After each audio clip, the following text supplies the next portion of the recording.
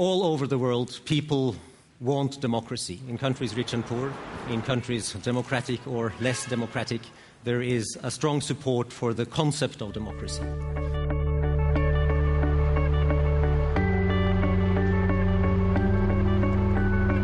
The International Institute for Democracy and Electoral Assistance supports democracy worldwide.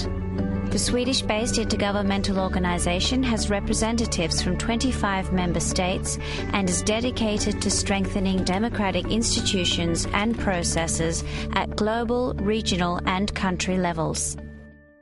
International IDEA is an observer to the United Nations, and we work a lot with different parts of the UN family, bringing our expertise to the table to inform discussions and influence assistance programs of the United Nations. We're actually quite strong on our position that we don't want to define democracy, but we have sort of two basic principles that should underpin any democracy, and that is first and foremost popular control over decision making, and secondly equality among citizens in the exercise of that control. And based on those two principles, democracy can take many forms and needs to be rooted in the realities of any given country. International IDEA works in 4 areas: electoral processes, constitutional processes, political party systems, and the linkages between democracy and development. First of all, we generate comparative knowledge.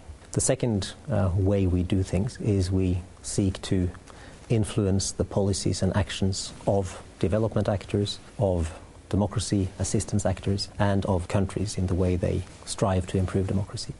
Much related to that, we do assist, thirdly, in the building of democracy, in reforming political systems, electoral laws, electoral management bodies, reviewing constitutions, etc. The main regions of operation for International IDEA are Asia, Latin America and Africa. Our work in Africa focuses a lot on the need to strengthen institutions. Africa has a lot of democracies that are fairly young and fairly weak and at times unstable, and strengthening institutions like electoral management bodies is a very important undertaking there. And then we work with political parties and other actors, also with a strong focus on Africa's poverty problem, because there, more than anywhere else, if democracy doesn't deliver better lives for people, democracy will not be sustainable. Much of what we do in Latin America is to work with political parties. Latin America has fairly well-established democracies, but they have profound challenges in making the political system deliver. Asia is the region where we are now gearing up. We are currently strongly engaged in Nepal in support of the constitutional process there, with a country coming out of civil war and autocracy, trying to chart the course towards democracy. One key project of the Institute has been to produce a report about development and democracy on behalf of the European Union and the Swedish government. The most important thing about the consultations we have led on the role of the European Union in democracy building is that we have brought a completely new approach to the table, where regional organizations, partners of the European Union in other parts of the world, have been asked to tell us, when you look at Europe, what do you see? So it's a kind of peer review of the European Union from the Global South. The Institute's key achievement has been to professionalize the field of elections and to establish an international standard for electoral processes. We have observed that throughout the years, governments are obsessed with elections when they happen, but they're not so obsessed with the electoral process and what happens between elections.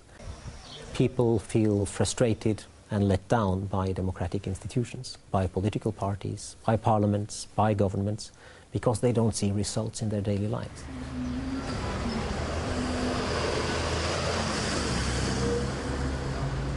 Today, there is a higher comfort level for autocrats in many parts of the world.